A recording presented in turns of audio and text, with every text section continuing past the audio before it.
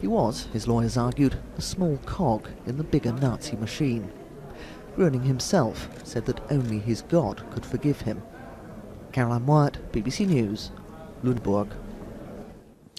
Well, during the trial of Oskar Groening, one of the survivors of Auschwitz publicly forgave him. Eva Kor was one of those who suffered medical experiments at the Nazi death camp 70 years ago. In court, she embraced the former SS guard and said she forgave him. She now lives in Indiana, and our international correspondent Ian Pannell went to meet her. There are some distressing images in this report.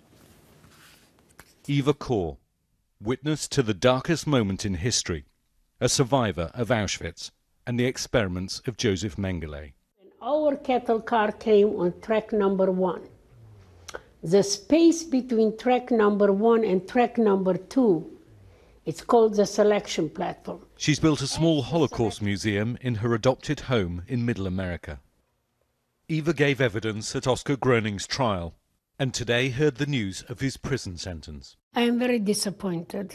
If they want to use him as an example, fine. I ask them to find him guilty and to sentence him to community service, which he could do lecturing to young people who need to know about what happened.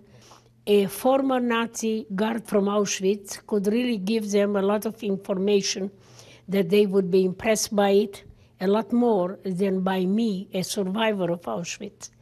Here to your fellow Nazis. And that's exactly what she told Groening in this astonishing courtroom video. Despite so much pain, Eva decided to forgive those who'd murdered her parents and so many others and tortured her and her sister to the point of death. I no longer carry any anger or hatred toward anybody. And that is not because they deserve it, but I deserve to live free of it. But once I don't have animosity and anger toward them, you're opening yourself up to a lot of other human emotions. And I know that people are very quick to anger. For the life of me, I do not understand why nobody cares to endorse my gesture of kindness toward an old man, or his gesture of loving toward me. Why is that such a big crime?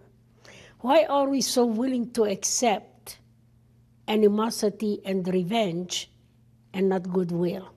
Here, the labs, as I said, we were used in experiments 6 days a week. 3 days in observation, sitting naked. There are few left to tell these stories now, and Eva worries that mankind has been too ready to forget its solemn vow that what she and her sister and millions more suffered should never happen again. Ian Pannell, BBC News, Indiana.